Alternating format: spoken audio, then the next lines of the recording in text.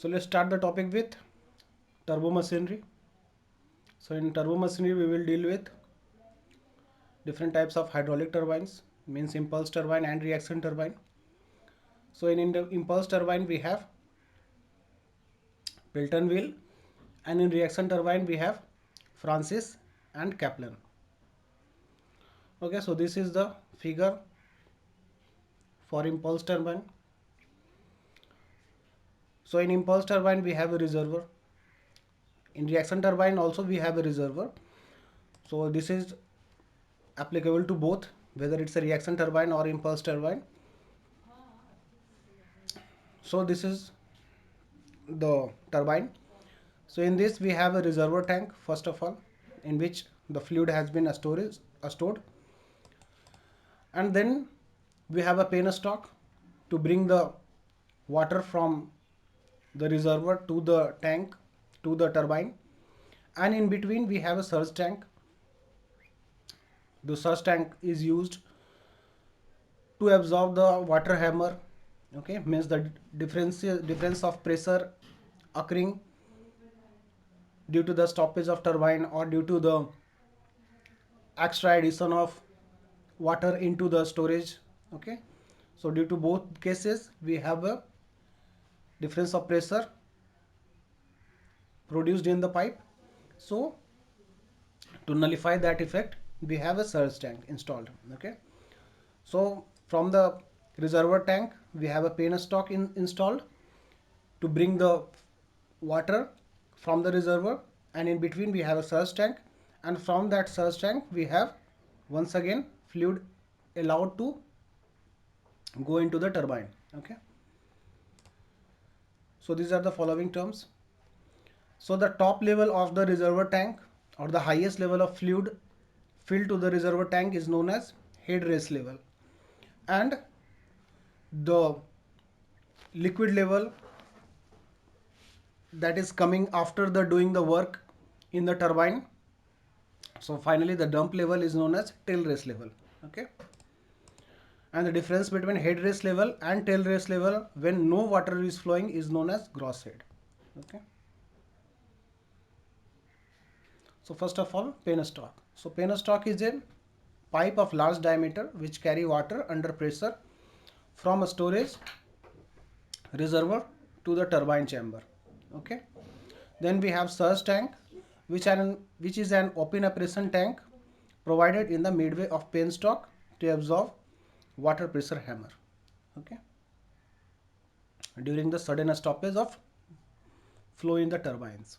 Okay, so penstock is nothing but a pipe of large diameter for transferring water from a storage tank to the turbine chamber. Then surge tank is a tank which is installed in between the penstock and turbine to absorb the water pressure hammer, and this surge tank is installed as near to the turbine as possible. Okay,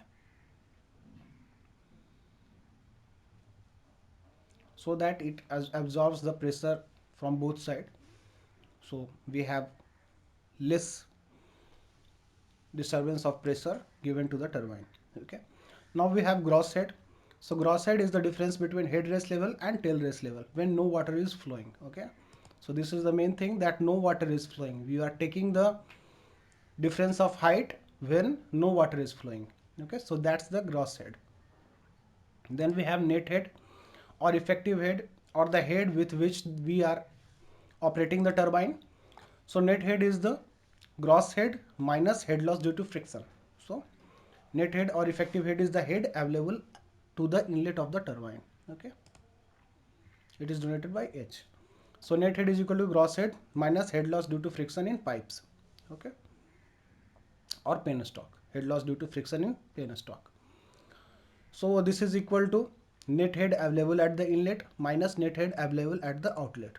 Okay, means net head available at the head race level and net head available at the tail race level. So this is for head race level and this is for tail race level. Okay, head race level or from the inlet of the turbine, means the inlet of penstock. Okay, So you not at the headrace level, it is available at the inlet of the penstock, and this is the net head available at the outlet of the penstock. Okay, so understand that this is the head available at the inlet of the penstock, and this is the head available at the outlet of the penstock. Now Py rho g is pressure head, P is pressure, rho is density, G is gravity. V square by 2g is the dynamic head or kinetic head. So V is the velocity and G is the gravity, and Z is the datum head or pressure head or potential head. So Z is the height. Okay, all these terms, these head terms are in meter. Okay. Now we have HF is equal to head loss due to friction in pipes is equal to friction factor into length of the pipe into velocity of flow in the pipe by 2 into diameter of the pipe, and G is the gravity. Okay, so here we have pipe is the penstock, so these are the respective values of the penstock. Okay, now few efficiency that were dealt with in turbine.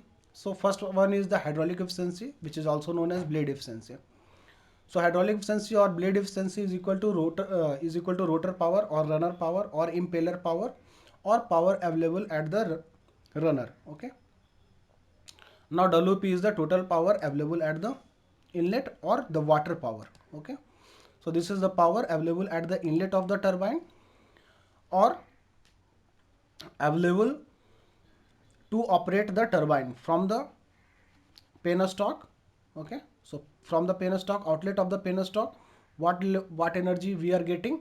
So this is the energy that are getting from the outlet of the penstock. So with this energy we will operate the turbine. So this is equal to rho into V dot GH. Okay, so rho is the density of the fluid, V dot is the volumetric flow rate, which is equal to area of cross section into velocity. Okay, V dot is volumetric flow rate is equal to area of cross section of the pipe into volumetric flow into velocity of the flow. Okay, and G is the gravity, 9.81 meter per second square. H is the net head.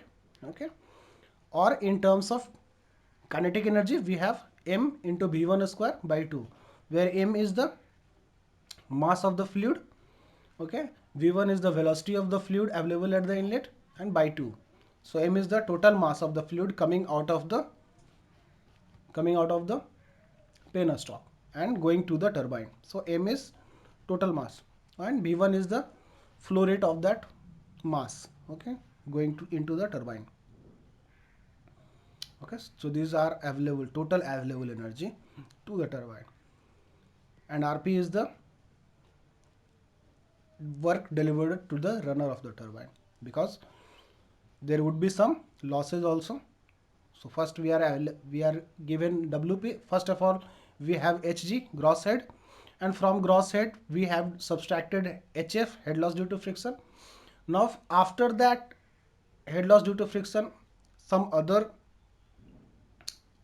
terms are there, and then we are dealt with WP, means the power given to the inlet of the turbine, and from that turbine RP is the power that is supplied to the runner of the turbine. Okay. Now we have mechanical efficiency. So mechanical efficiency is the shaft power by runner power. So shaft power is the power delivered to the shaft of the turbine. Okay, and RP is the runner power. So shaft power is equal to runner power minus mechanical losses. Okay, so shaft power is the power that will be given to the shaft of the turbine to rotate in the magnetic field to generate electricity. Okay, so this is the power given to the shaft to generate electricity, means with this power we will rotate the shaft in the magnetic field to generate electricity. Okay, in the hydroelectric power plant, this what happens, that shaft rotates in the in the magnetic field to generate electricity.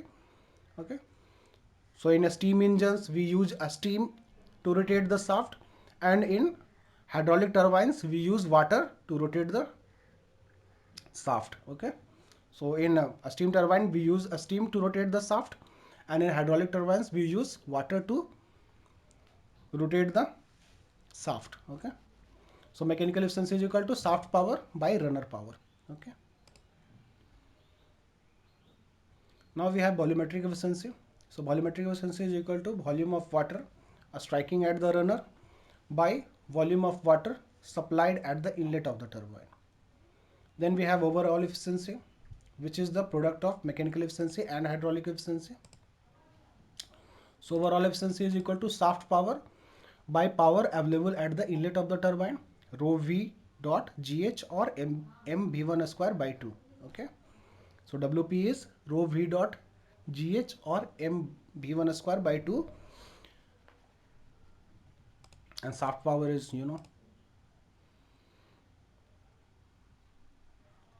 runner power minus mechanical losses. Now we have different types of turbine based on the type of energy available at the inlet. So based on different types of energy available at the inlet, we have two types of turbine: impulse turbine and reaction turbine. So in impulse turbine, the type of energy that is available at the inlet of the turbine is only kinetic energy, and in reaction turbine, the type of energy available at the inlet of the turbine is both kinetic energy and potential energy. Okay. Now the example of impulse turbine is Pelton wheel, and the example of reaction turbine is Francis, Kaplan and propeller. Now based on the type of flow. So based on type of flow, we will have four types of turbine. First one is tangential.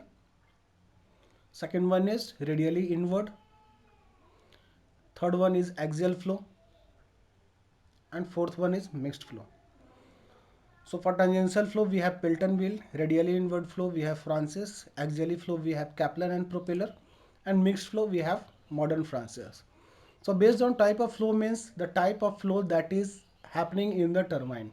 So in case of Pelton wheel, the type of flow in the turbine or given to the turbine is tangential, while in Francis the type of flow happening in the turbine is radially inward. Okay, while in Kaplan or propeller we have the type of flow given to the turbine with which we are generating the power output is axial.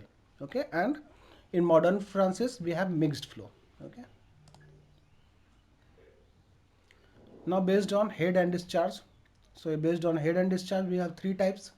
So high head or low discharge, medium head and medium discharge, low head and low and high discharge. Okay. So high head and low discharge is Pelton wheel, medium head and medium discharge is Francis, and low head and high discharge is Kaplan and propeller. So high head means high value of H, and low discharge means low value of Q, means rho into V dot. Okay. Medium head means H value is medium, and medium discharge means Q value is medium, so rho into V dot is medium. In low head we have H value as low, and discharge is high, means rho into V dot is high, means volumetric flow rate or discharge is high in Kaplan or propeller. Okay, so thank you.